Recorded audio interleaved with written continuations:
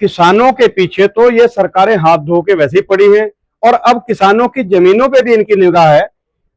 सन 2021 में एक जमीन इन्होंने सेल की थी इनके फादर साहब ने, और फादर साहब का देहांत हो गया। उसके बाद जितनी जमीन सेल की उसको छोड़ करके बाकी की जो इनकी बची हुई पूरा नंबर जो है उस पर कब्जा करने के लिए, और ऐसे चेहरे सामने आ रहे हैं जिनका नाम है, जिनका रुतबा है, वो अपने रुतबे का, अपने नाम का गलत उपयोग करते हुए गरीब किसानों की जमीन पे कब्जा कर रहे हैं।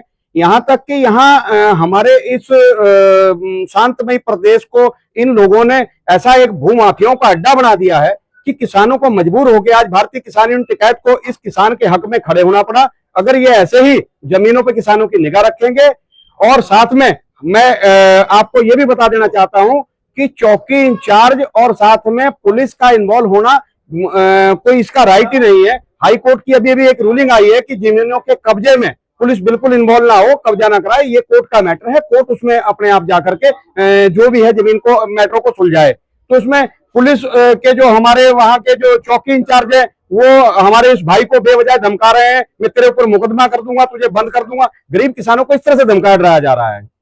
इसमें कार्रवाई होनी चाहिए, गरीब को इंसाफ मिलना चाहिए। गरीब किसान की पुश्तैनी जमीन है, जो भी कोर्ट में विचाराधीन मामला है, जो कोर्ट का फैसला आएगा उसको ये भी मानेंगे, हम भी मानेंगे, सब मानने के लिए तैयार है। इसी विषय में हम अभी कोतवाली भी जा रहे हैं। देखिए, ये एक ऐसा मकर जाल मैं कहूंगा ऐसा बोल दिया हमारे इस क्षेत्र में प्रॉपर्टी डीलरों ने कि आसपास की जमीनें ले ली, किसान का रास्ता बंद कर दिया। मजबूरन होके जब वो किसान का वहां फसल नहीं निकल रही है, अभी 2-3 हमारे इस मार्कम ग्रांट क्षेत्र में इस तरह के मामले हैं कि किसान की फसल अंदर सड़ जा रही है, उसको मजबूर कर रहे हैं, मजबूरवश उसको जमीन बेचनी पड़ रही है।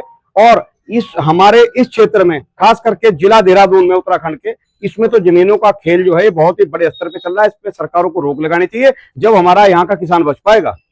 सरकारी लोग ये तो बिल्कुल आप देख रहे हैं हमारे प्रदेश में खुला नाच हो रहा है जमीनों का कब्जाने का। जैसे इस भाई का मैटर आया, ऐसे ही अभी आपने देखा होगा जमीन के एक मैटर में उधम सिंह नगर में भी यही कहानी हुई है। किसान को आत्महत्या करने के लिए मजबूर होना पड़ रहा है। अगर इस मामले को ऐसे ही ये सरकारें बढ़ावा देती रही तो किसान का होगा क्या? किसान लगा के मरेगा ये एक दिन। फिर यहाँ से अभी तो कोई सक्षम अधिकारी नहीं है, और इसके बाद हम कोतवाली जा रहे हैं।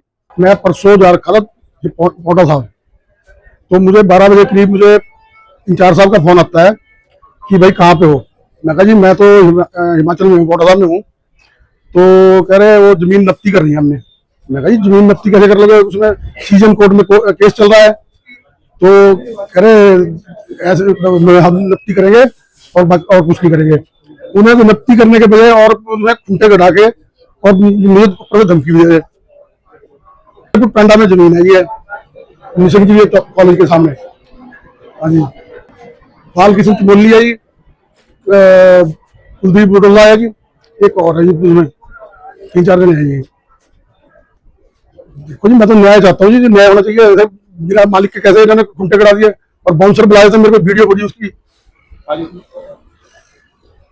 ये 2024 चल रहा है करीब करीब है जी, 2024 7वें 8वें महीने से, 8वें महीने से।